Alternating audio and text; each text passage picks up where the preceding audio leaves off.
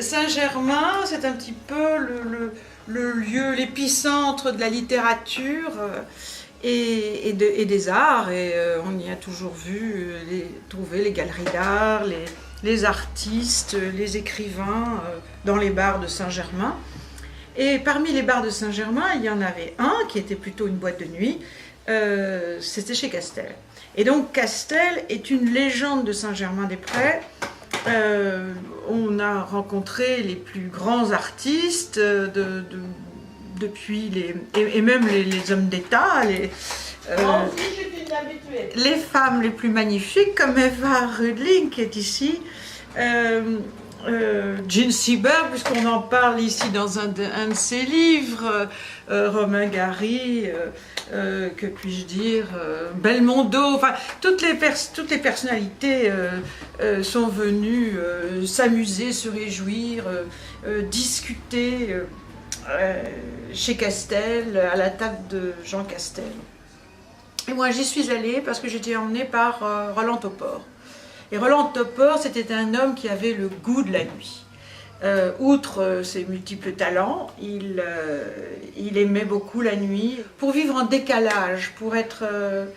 c'était pas un voyage dans le temps, enfin si c'était un voyage dans le temps, c'est-à-dire la nuit et le jour était une dimension qu'il avait envie d'explorer à sa manière. Ça lui donnait peut-être plus de liberté parce que les relations sociales sont différentes la nuit de celles du jour.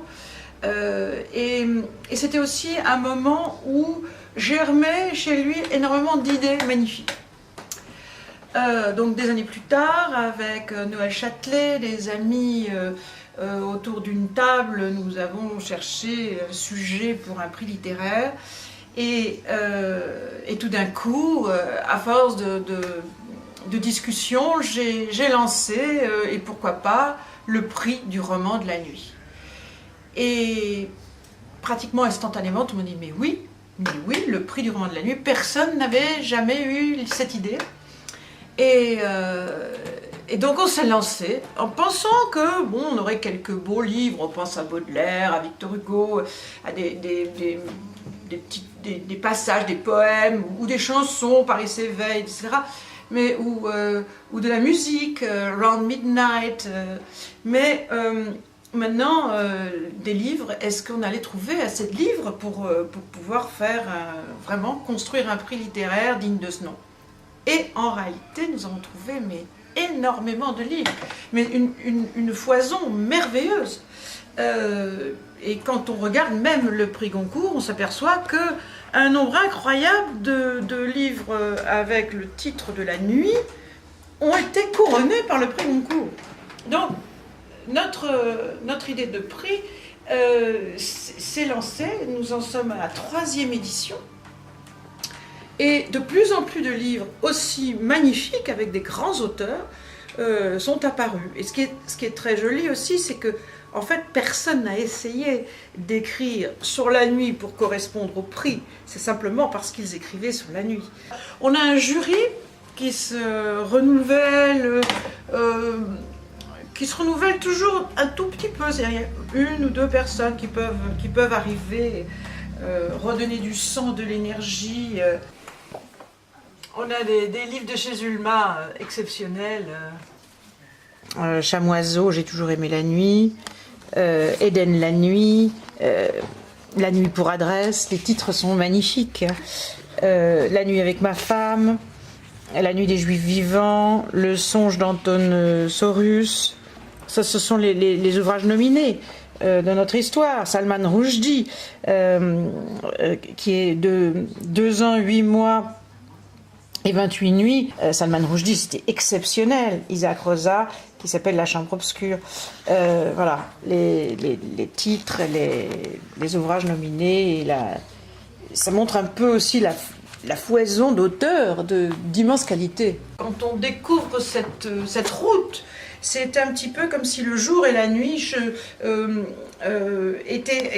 cheminaient en parallèle, comme deux mondes. C'est deux mondes séparés, mais en même temps qui parfois se renvoient leur lumière, parce qu'il faut quand même de la lumière la nuit pour y voir. Il faut en tout cas des petites lumières, des étoiles. Il faut une nuit de pleine lune.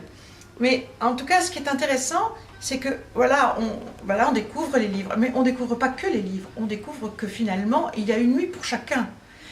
Personne n'a la même nuit. T'as l'enfant qui a une nuit de terreur parce qu'il a peur d'un monstre qu'il a vu dans un rideau. Mais aussi, il y a des nuits de délices sexuelles, il y a des nuits de musique, il y a des nuits d'espions, il y a des nuits d'assassins, il y a des nuits... finalement, ce qui est magnifique, c'est ce monde qui se permet des ombres, qui se permet de ne pas avoir, de ne pas mettre le feu partout de la lumière, et qui est aussi bourré de poésie, bourré de rêves. Et donc il n'y a pas qu'une nuit, il y a autant de nuits que d'auteurs, autant de nuits que de personnes, évidemment des nuits d'insomnie, mais des nuits somptueuses finalement. Chacun se souvenait de sa nuit, la nuit d'une femme avec un homme, ou sans l'homme, ou justement toutes les choses magnifiques qui peuvent se développer dans l'imagination. En fait, ceux qui vivent la nuit sont totalement décalés, obligatoirement décalés, et ils peuvent jouer sur ce décalage. C'est-à-dire que ceux qui vivent la nuit ne peuvent pas être à 7 h du matin en train on dit que le monde appartient à ceux qui se lèvent tôt, mais le monde de la nuit appartient à ceux qui ne se couchent pas. Et donc c'est assez clair. Dis donc, l'après-midi, c'est peut-être le moment où les gens de la nuit et les gens du jour se retrouvent, peuvent se retrouver s'ils le souhaitent. Mais c'est après-midi, après minuit. Donc le midi, minuit étant le point où l'on bascule dans la nuit ou dans le jour.